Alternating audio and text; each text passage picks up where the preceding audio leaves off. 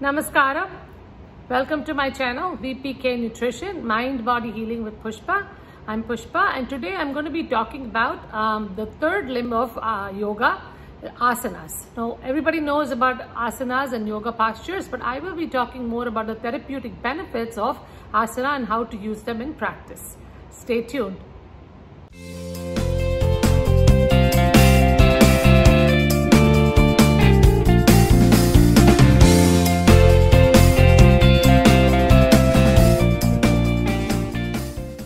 Welcome back everyone.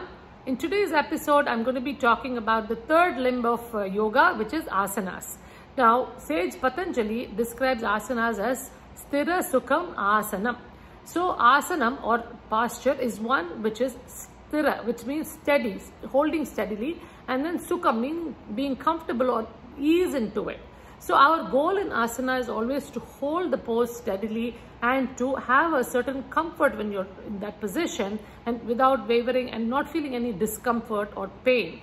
So once we get to that stillness of the body, then automatically your mind also starts to steady itself and still down. So our goal is always to reach a higher goal, which is always getting the mind to be more stable.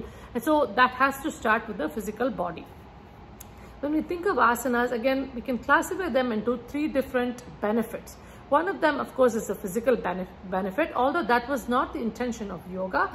But then nowadays in the modern world, that is what people use it for, because everybody thinks of it as a physical activity, and especially in the Western world, it is all about keeping your body toned and fit and all of these things.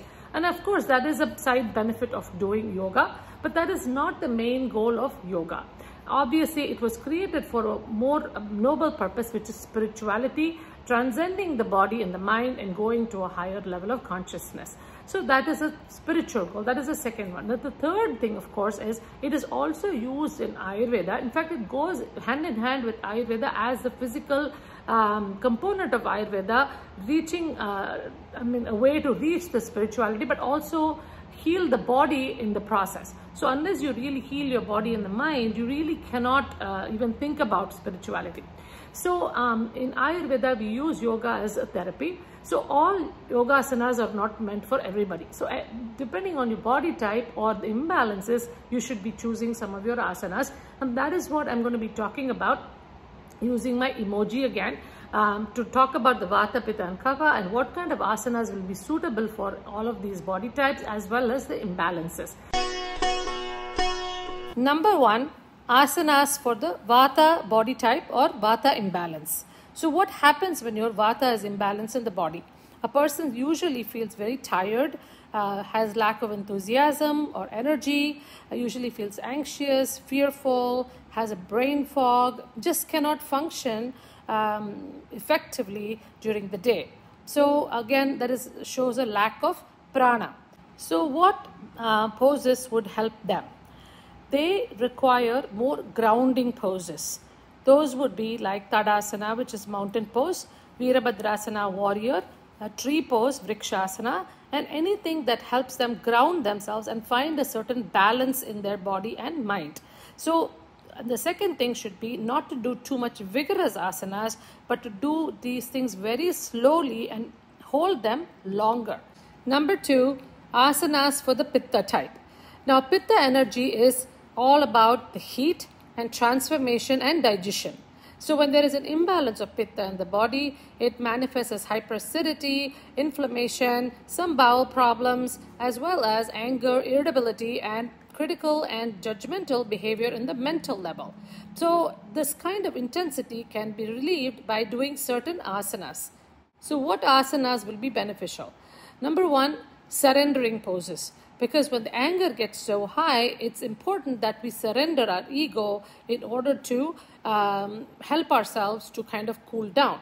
So that is number one. And so any of the forward folds would fit that category. The second one is doing twisting poses like the sage twist, Ardha Matsyendrasana and things like that, because that will help to squeeze out some of the tension built up in the body.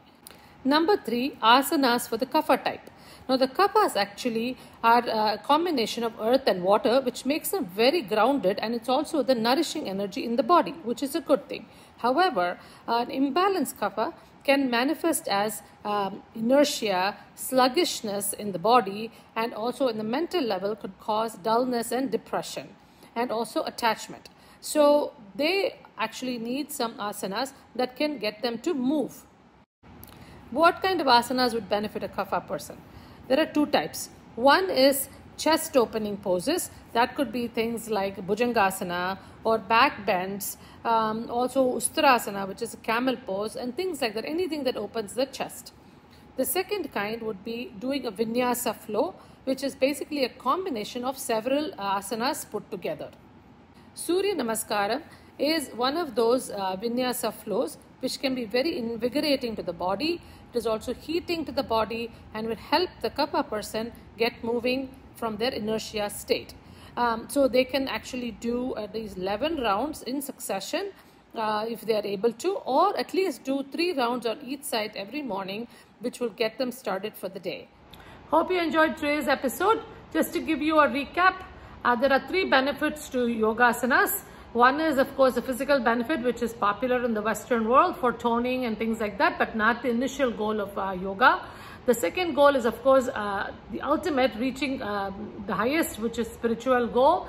And of course, the third thing is used as therapy in Ayurveda. Now again, unless the body and the mind are healthy, spiritual goal is not even attainable. Again, what I want to emphasize though is it's very important that yoga asanas are always accompanied with the right breathing, inhalation and exhalation. So it's very important that you actually find a good teacher to teach you yoga before you get started. I know there are a lot of YouTube videos out there showing lots of sequences and things like that. They are pretty good, but if you have never learned yoga before, I strongly suggest that you learn from a qualified teacher in person so they can actually correct what you're doing. Not only because you don't want to hurt yourself, but also to learn the right breathing that goes with the asanas. So if you're not really breathing through the poses, then you're not going to get the full benefit of yoga. And it is also a cleansing technique, so you need to know this.